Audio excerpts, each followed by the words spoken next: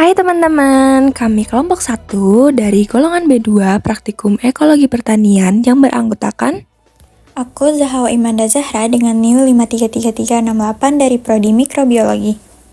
Aku Ahda dengan NIU 534189 dari Mikrobiologi.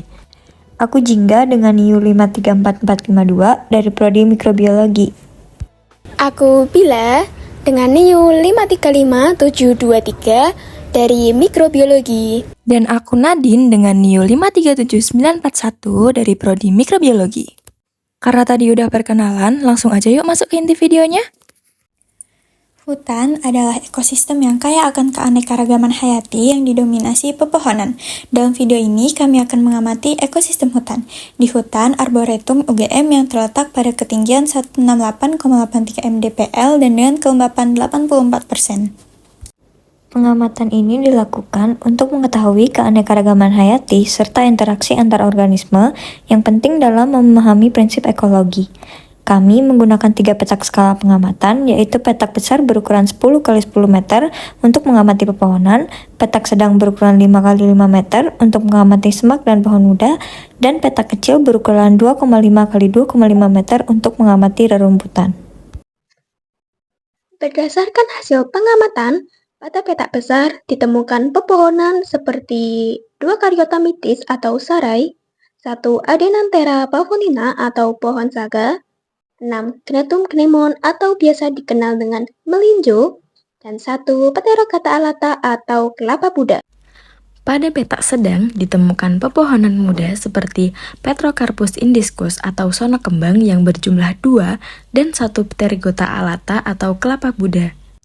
Kemudian, pada petak kecil ditemukan pohon muda yang ukurannya lebih kecil dibandingkan dengan pohon muda yang berada pada petak sedang.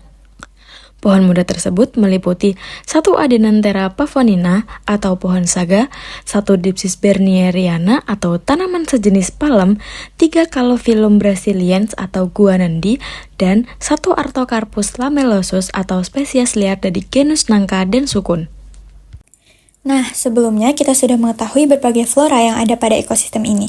Selain flora, terdapat beberapa fauna yang kami temukan seperti siput, nyamuk, walang sangit, laba-laba, lalat, burung, dan semut. Kedua hal tersebut akan berinteraksi satu sama lain dan membentuk rantai makanan.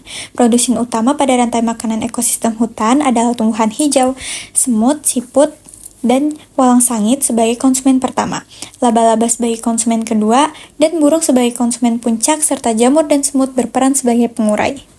Selain peran flora dan fauna sebagai faktor biotik, terdapat faktor abiotik yang mempengaruhi kehidupan dan interaksi antar organisme hidup seperti cahaya matahari, suhu, kelembapan, tanah, dan topografi. Hal tersebut juga berkaitan dengan daur materi yang terjadi pada ekosistem hutan seperti daur air atau siklus hidrologi dan daur karbon yang mengubah karbon dioksida menjadi oksigen yang digunakan untuk kita semua. Jadi gimana nih teman-teman? Dari pengamatan ini, kita bisa tahu bahwa sebenarnya di alam tidak ada yang benar-benar hidup sendiri. Semuanya pasti butuh interaksi untuk bertahan hidup seperti halnya manusia. Hutan bukan hanya sekedar kumpulan pohon, namun juga rumah besar dengan sistem yang hidup.